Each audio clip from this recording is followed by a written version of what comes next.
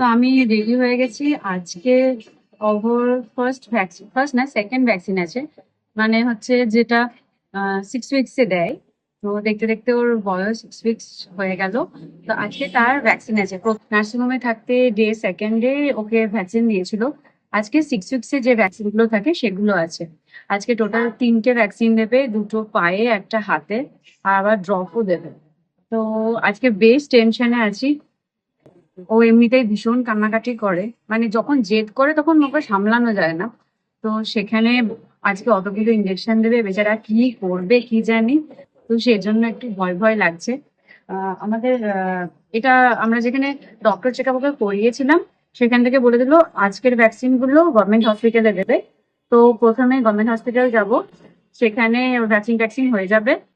তারপরে ওখান থেকে নেক্সট যে ভ্যাকসিনটা আছে সেটা কোথায় নিতে হবে বলে দেবে। তো নীল আগে চলে গিয়েছে, ওখানে গিয়ে একটা লাইন দেওয়ার ব্যাপার আছে। নীল গিয়ে ওখানে রেজিস্ট্রেশন করবে, লাইন দেবে।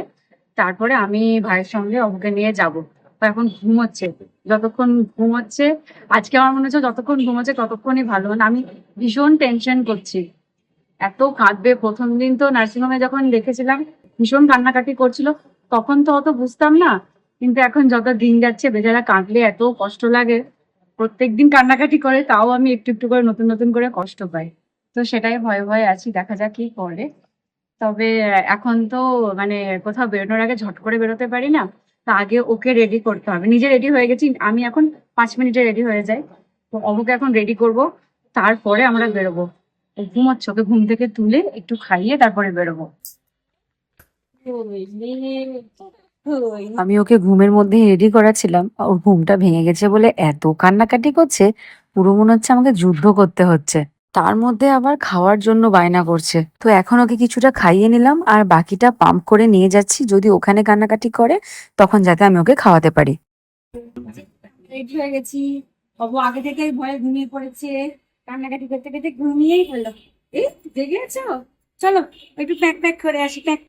তো হসপিটাল যাওয়ার জন্য আমরা বেরিয়ে পড়েছি।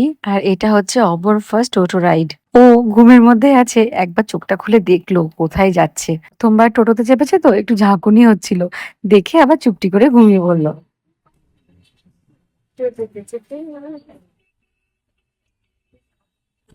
হসপিটালে গিয়ে তো আর তখন ভিডিও করতে পারিনি, একটু ভয়ে ভয়ে ছিলাম। যে কতটা লাগবে না লাগবে। অত খুশি হয়ে গেলাম, মানে ভালো মুডে গেলাম। তো ওখানে গিয়ে দেখলাম বেশ খানিকটা ভিড় আছে।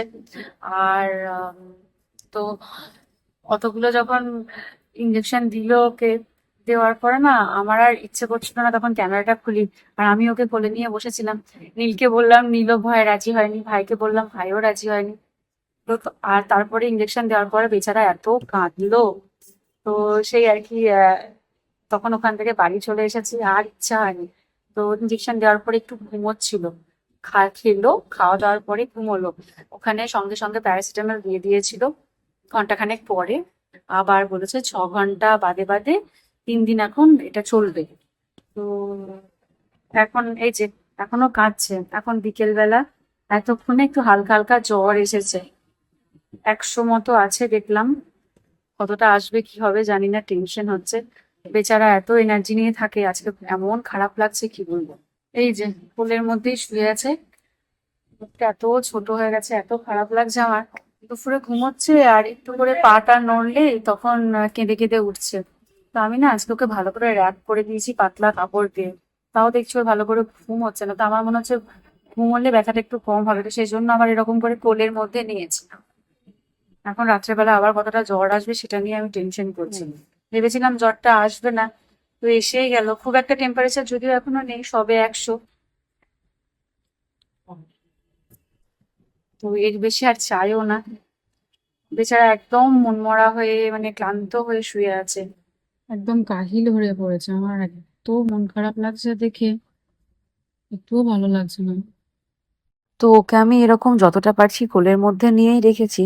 খাটে শুইয়ে দিলেই না একটু হাত পা ছোড়ার চেষ্টা করছে, তাতে ব্যথাটা পাচ্ছে, সেজন্য কোলের মধ্যেই রেখে দিয়েছি।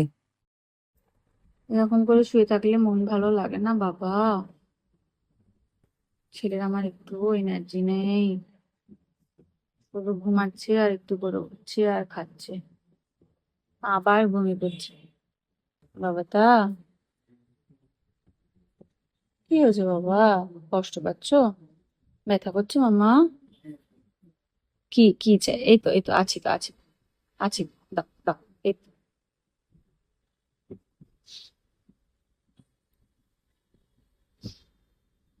তো এরই মধ্যে রাত্রে আবার নীলের সিকিম যাওয়ার ট্রেন ছিল। তো সেজন্য নীল খাবে বলে মা লুচি তরকারি পায়েস বানিয়েছিল। আর আমি সকালে ভালো করে লাঞ্চ করতে পারিনি। মন খারাপ লাগছিল, বাচ্চাটা ওরকম করে কান্নাকাটি করছিল বলে। তো আজকে ডিনারে আমিও লুচিই খাচ্ছি, না হলে সাধারণত দুটো করে রুটি খাই। হ্যাঁ, এই তো একটু ভালো লাগছে না? হ্যাঁ, ভালো লাগছে।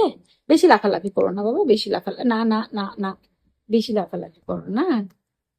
এই তো আমার বুধু, এ বুবু তাই। এই এই তো। আহ, হ্যাঁ। তো যাই হোক, চলুন এখন রাত জাগার পালা।